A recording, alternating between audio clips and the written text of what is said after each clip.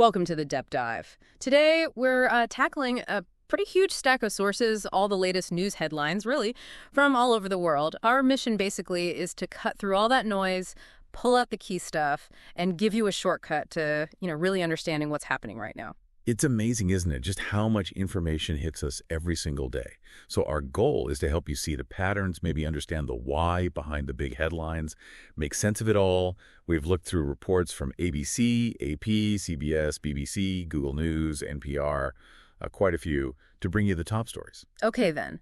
Let's unpack this. Let's jump right in. We're starting, I think, with international politics, because there's been some really significant movement, especially around Ukraine. Yeah, what's really fascinating here is this reported shift in rhetoric, maybe policy too, from former President Trump. Sources are saying he's issued something like an ultimatum to Russia, demanding a ceasefire in Ukraine within 50 days. 50 days. 50 days. Yeah. And backed by threats of, new tariffs, sanctions. It's a different kind of approach. Yeah. More direct, maybe. Wow, 50 days. That is super specific and pretty aggressive for such a complex situation. What's Russia's take on that? Well, predictably, they firmly rejected it. They called ultimatums unacceptable. Standard response, maybe? But what's interesting is, despite that rejection, Trump apparently said he's disappointed but not done with Putin. And get this, reports are suggesting Trump even floated the idea in talks with Zelensky of striking Moscow and St. Petersburg. Seriously, striking Moscow, that's a major escalation even to suggest. Exactly. It raises a lot of questions about, his whole approach. And this new line, it seems like it's causing some real division right here in the U.S. We're seeing reports that key Medjugorje allies, figures like Marjorie Taylor Greene, Steve Bannon, they're actually criticizing this shift. Yeah, criticizing the stance on NATO, the weapons deals for Ukraine, basically saying, not our war. Right. So you've got this internal pushback. Which, if you connect it to the bigger picture, it kind of shines a light on shifting alliances, doesn't it? Yeah. You've got Denmark and Sweden stepping up, backing funding for U.S. weapons for Ukraine. Okay. Meanwhile, the EU is calling on the U.S. to share the burden. There's a lot of diplomatic maneuvering going on. And I saw something about Melania Trump, Ukrainians hailing her. Yeah, some reports suggesting that. Yeah. That she might have influenced her husband's stance on Putin. Yeah. It's shows how personal things can get tangled up in geopolitics. Wild. Okay, so beyond Ukraine, the Middle East, still a major focus, obviously. Israel, Gaza. Yeah, and sources are saying Netanyahu's coalition is fracturing over it. Yeah. Which isn't entirely surprising given the pressure and the humanitarian situation. It's just dire. The UN says malnutrition in Gaza has doubled. Israeli strikes killing over 90 people recently. They double. Gosh. And there's this one story, an Israeli restaurant owner, he quit a controversial Gaza food program after getting slammed for it. It just shows the kind of intense pressure on the ground. Yeah, those individual stories really bring it home. What else is happening globally? Well, elsewhere. Brazil's Bolsonaro is facing a coup plot trial. That's a big deal for democracy there. Definitely. The UK announced it's resuming processing Syrian asylum claims. That's a policy shift. Hong Kong's looking to regulate ride-hailing like Uber. And this one's a bit strange. Thai police arrested a woman accused of seducing and blackmailing Buddhist monks. Okay, quite the mix there. Let's shift back to the U.S. then. The Jeffrey Epstein files story. That's still very much alive, especially around Attorney General Pam Bondi. Absolutely. She's been, according to reports, dodging questions about how she handled those files, trying to maintain a kind of business-as-usual front. What's really raising eyebrows, though, is that she fired a top Justice Department ethics official, Joseph Tyrrell. Oh, why is that significant? Well, he'd apparently been pretty vocal about government accountability before, so, firing him now, it fuels questions about transparency and maybe silencing critics. Right, the optics aren't great. And Trump's weighed in, too. He has. Publicly said Bondi should release whatever she thinks is credible, but then also said only really bad people want to stoke theories about Epstein. It's complicated messaging. Sounds like it. And this whole thing is causing infighting within the Medjugorje base. Yeah, and Democrats are definitely using it to, troll Trump and the GOP, as some reports put it.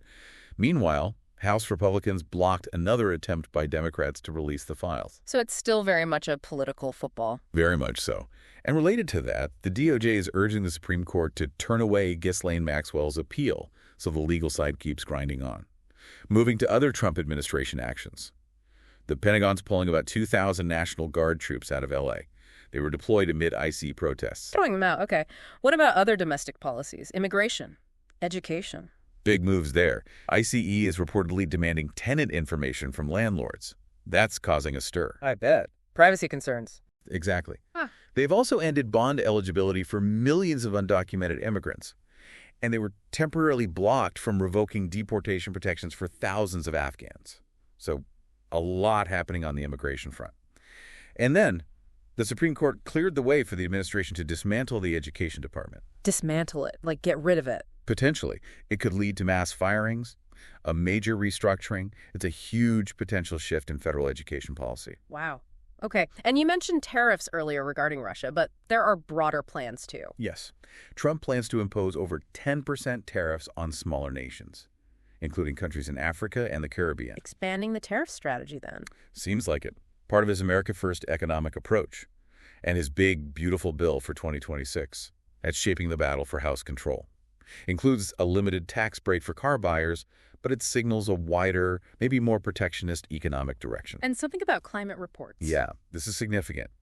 The administration reportedly removed key climate change reports from the NASA website. Remove them after promising to publish them. Apparently so.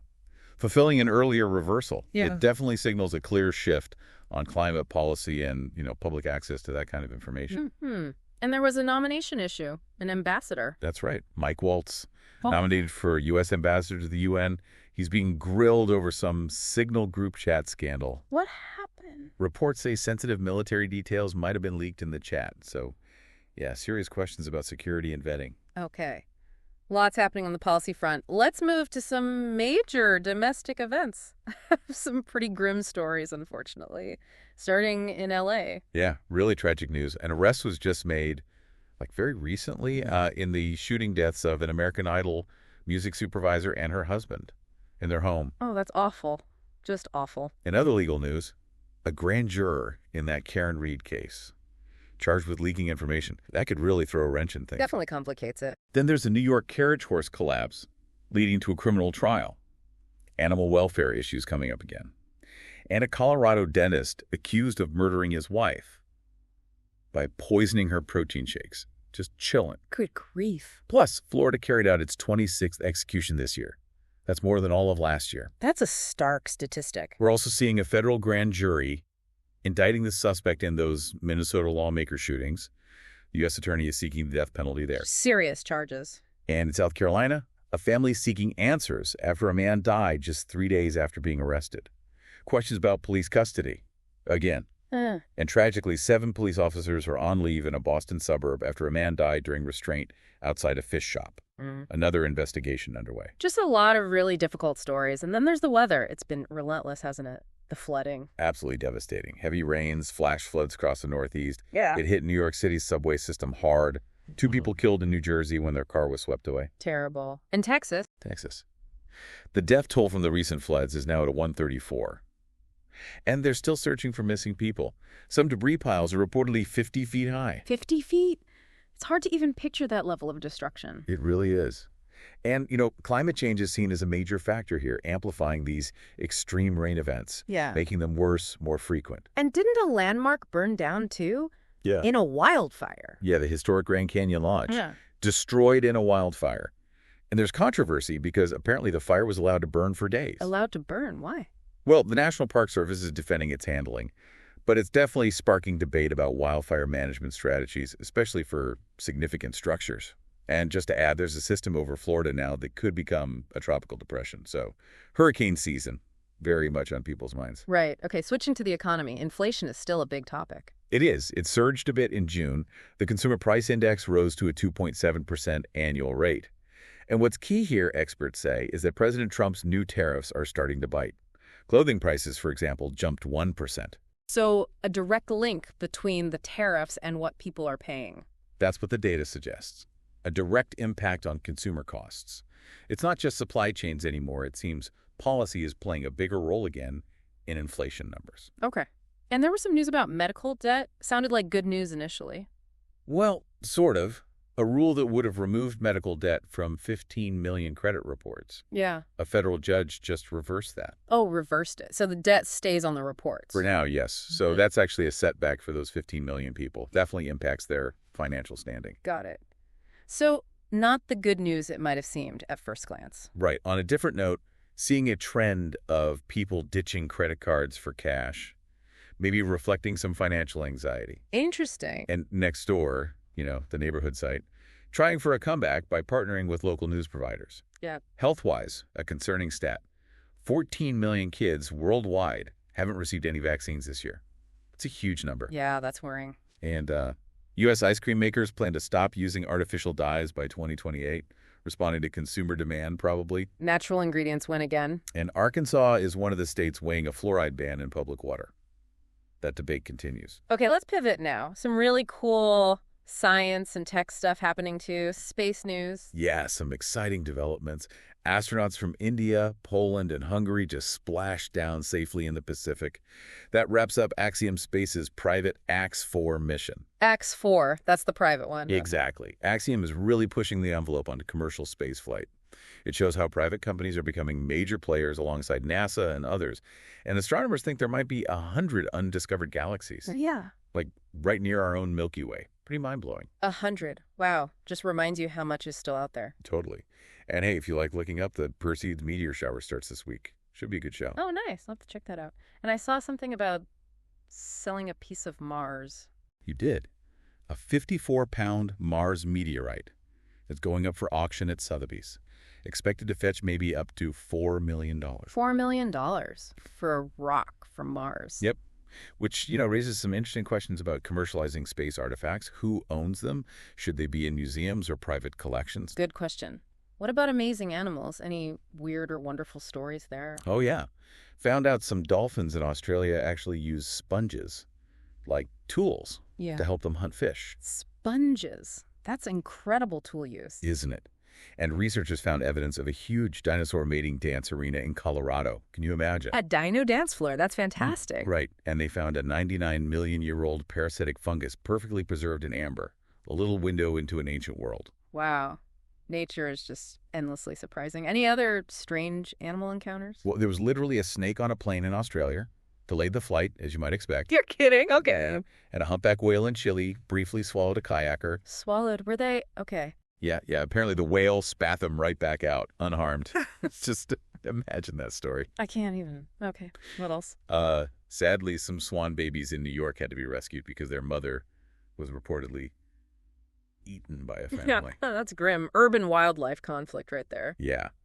And on a more positive rescue note, a bear in Michigan that had a plastic lid stuck on its neck for 2 years finally rescued. 2 years. Poor thing. Glad it got help. Okay, tech news. NVIDIA and China. That sounds important. It is pretty significant. NVIDIA's CEO confirmed the U.S. government has approved selling their advanced H20 AI chips to China. Wait, approved? I thought the U.S. was restricting those kinds of sales to China. They were. That's why this is a big deal. It's a policy reversal. Yeah. Previously, the idea was to limit China's access to cutting-edge AI tech for security reasons. So why the change now? Good question. Could be strategic balancing. Maybe acknowledging that a complete tech ban isn't practical. Or maybe economic pressures. It definitely signals a shift. Interesting. What else in tech? Well, bad news for consumers, maybe. That click-to-cancel rule for online subscriptions. A federal appeals court reversed it. Yeah? So, potentially harder to unsubscribe from things again. Oh, man. Nobody likes that. Nope. And on a lighter, if weirder, note, Elmo's X account got hacked. Elmo! Seriously? Seriously. Posted some pretty awful racist and anti-Semitic stuff before Sesame Workshop got control back. Just bizarre. Wow. 2025, folks. Okay, finally, let's wrap up with some entertainment and culture highlights. Emmys! Yep, the 2025 Emmy nominations are out. Severance and The Studio got the most nods. And Owen Cooper, he's only 15, from Adolescence. Youngest supporting actor nominee ever. Pretty cool. That is cool. Any big snubs? Oh, always. There are definitely some surprises and shows left out that people expected to see. The usual Emmy drama. Right. And something about Beyoncé. Yeah, apparently some unreleased music was stolen from a car in Atlanta. Big loss for her fans. And a security nightmare, I imagine. Ouch. That's rough. And a historical artifact returned. Yes. This is a great story. An erotic Roman-era mosaic panel. It was stolen by a Nazi captain during World War II. It's just been returned to Pompeii. Returned after all that time? That's incredible. A real piece of history coming home. It really is. Cultural restitution in action. Any other maybe quirkier cultural notes to end on? A couple. The two guys who cut down that famous sycamore gap tree in England, they've been jailed for over 4 years. Good.